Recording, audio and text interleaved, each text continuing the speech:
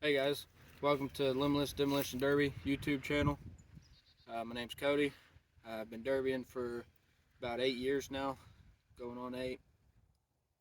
On this YouTube channel, I'm going to take you guys through the process of building cars. You'll see actual videos of me derbying. And then you'll also see walk-arounds of the aftermath after the derby itself.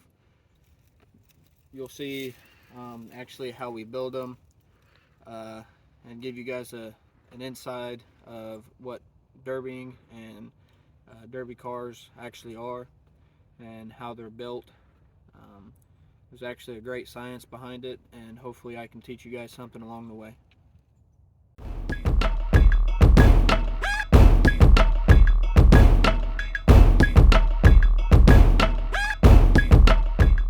Guys, we're going to start off by doing a walk around my previous car I ran last year, so you guys have an idea of what we're getting into.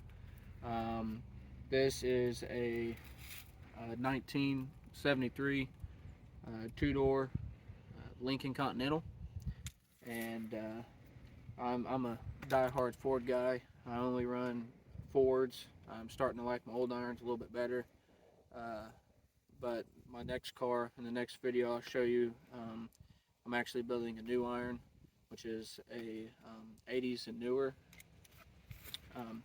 But anyway, on this, I ran it in a team show. I ran it with my dad, and then I went back, fixed it up, and ran it in a fair show. It held up as good as I could ask. I sent her pretty hard in the fair show and ended up breaking a lot of things, which I'll show you. She's hurt, but not too bad. I'm gonna end up stripping her for the most part and taking my parts and putting it in the next build. Put this one on the back burner. I will come back to it at a later date and put everything back in it and fix it up and run it again. It's still too good of a car to send to the scrapyard. I just need all the parts out of it. I only have one setup right now. As you can see, it's bent a little bit. Took a driver door shot, nothing to worry about. Cage took it. If you look on the inside here, it's as simple as it gets. It's just a 4-point cage. I got a decent roll bar, 15-gallon stainless steel fuel cell.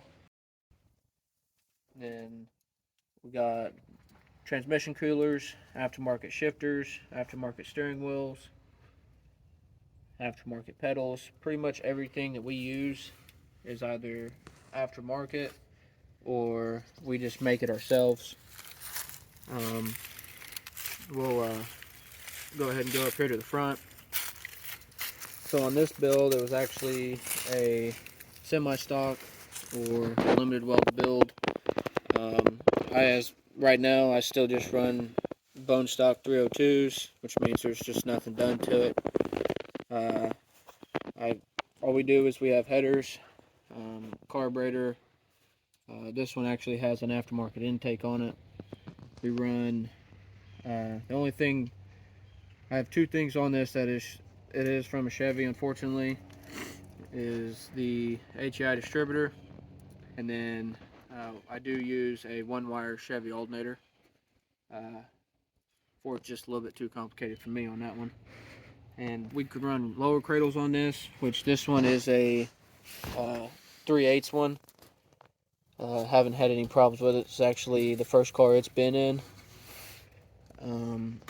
It is a aftermarket 4412 carburetor.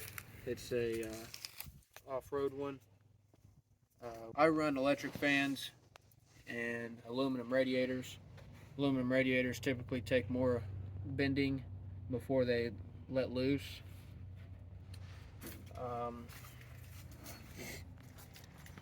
If you look down here at the frame,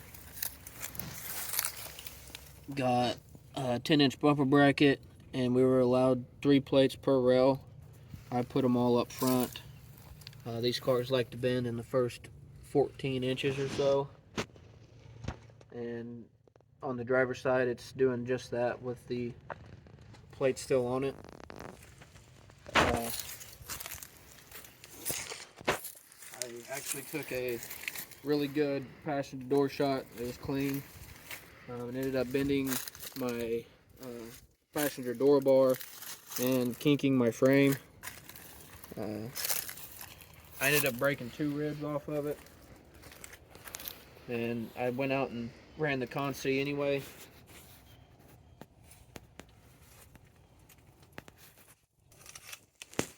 And then big thing that put me out on this show was I ended up breaking the transmission, and as you can see,